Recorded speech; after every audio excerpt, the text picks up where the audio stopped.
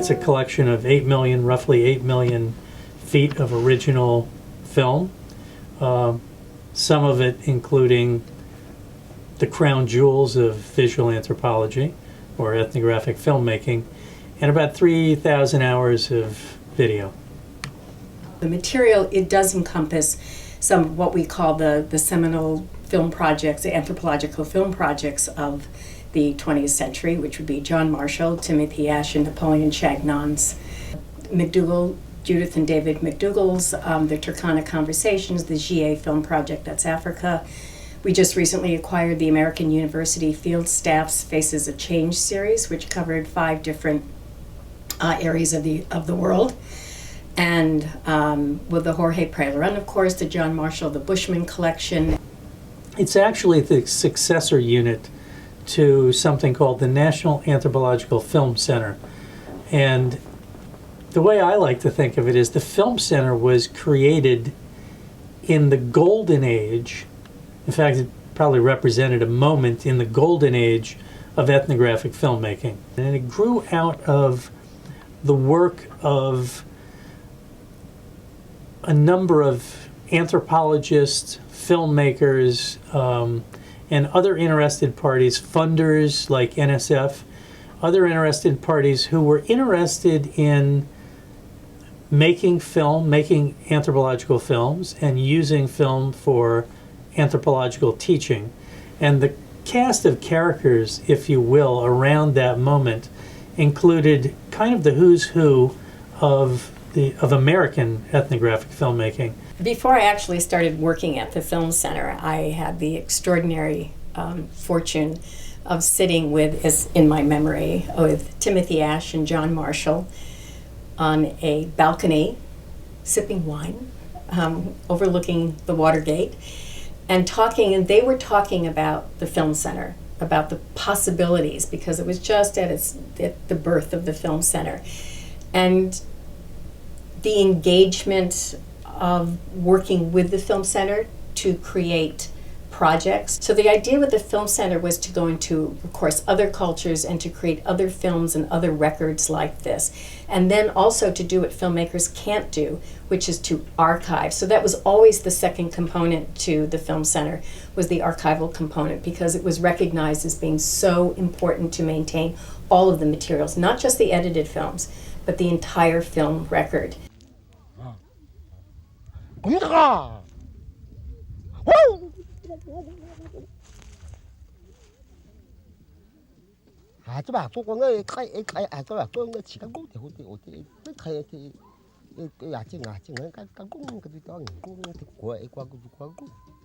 For John Marshall, his early interest in and belief in a center for anthropological filmmaking, he too very much believed in the mission of the HSFA and felt that it was a place that understood his work and would not misuse it.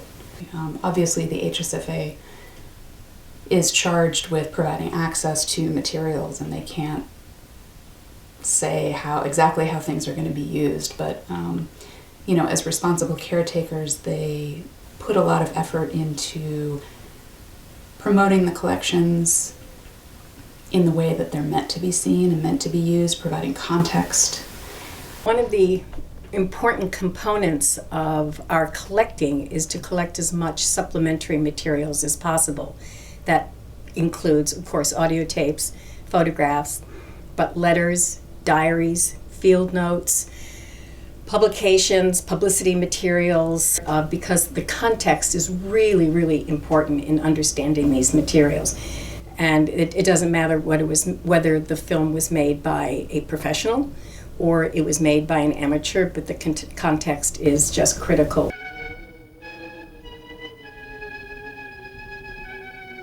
Vientos fuertes, soledad, el altíplano, po, bien alto, tolares, piedras y nada más.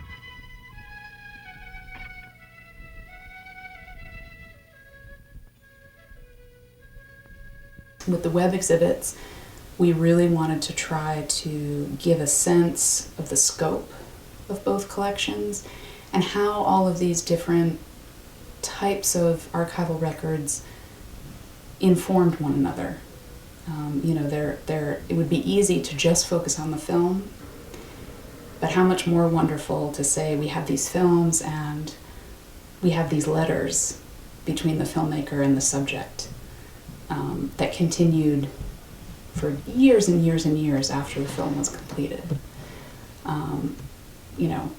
You have a film, how much more wonderful to be able to point out, yes, we have this film, and then we have this video documentation of the filmmaker returning and sitting with the subjects and watching it with them and gathering their feedback. Those are the kinds of things that both collections offer, which I think are extremely valuable to the history of filmmaking and the history of ethnographic film and anthropology.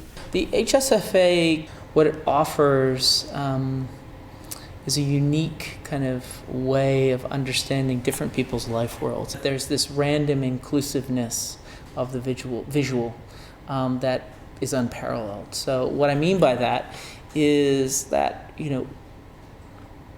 filmmaker can be shooting one thing and then all sorts of things are happening in the background. I think the best example I can give you is in terms of my own research working with the United States Department of Agriculture's 1928 expedition to New Guinea. They made a film called Sugar Plant Hunting in New Guinea, which is a remarkable document about the expedition. So this is an expedition that went into areas that had little to no contact with outsiders. And there was a big rhetoric about how local populace was very scared of the airplane, very scared of the local people, and kind of terrified. But what happens when you watch the film is very quickly you see that they may have been scared, but very quickly trading relationships ensued. And that just kind of gives a whole new sense of the agency of local people in terms of making collections, which is really important. And then it allows me to kind of look more closely at things that are unremarked upon. So what's happening in the background, what is going on. So that's just one example, but I think for historically and even for the contemporary, there are ways of interrogating film forensically in terms of small details, and you can do this with still images as well, that is really, really remarkable.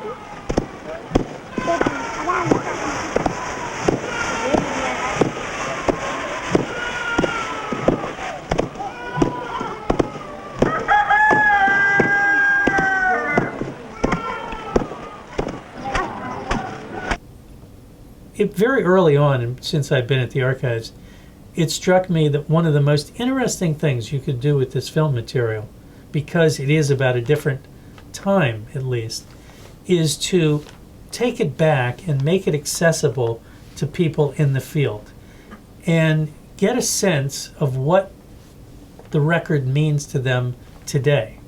The young people in their 30s now, 40s, who were the children and babies when I was there, it's an incredible record of how they grew up, how their parents, what the life was, because it really is gone. I'm happy to see festivals that are still ongoing, but the work life is totally changed. I was sent to Nepal to record daily life, to record early childhood socialization among the Japu people of the Newars in Nepal. Original is preserved here in the archives, and I'm coming in and looking at the work print, which was made back in the 70s and 80s, and planning a film and trying to think about a way to get all of the film digitized so that it can be shared back in Nepal. When I went to New York to visit Ganendra, the young man who tracked me down and emailed me, and he was staying with Roshan, who had been about two and a half when I was filming. I have a lot of film of him, and Roshan shows me the picture on his cell phone, and it was a picture I had taken of his grandfather holding him when he was 2. So it's very moving to me.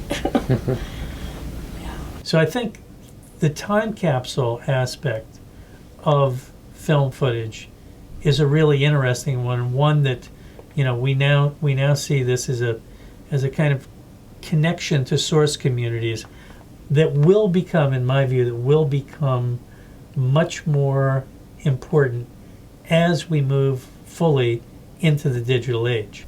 Ultimately, I believe the goal, at least for the near future, for the Human Studies Film Archives, is to utilize social media effectively to reach out to educators, to students, to researchers, to academics, to the general public, who will find this material of value, of interest, of fascination.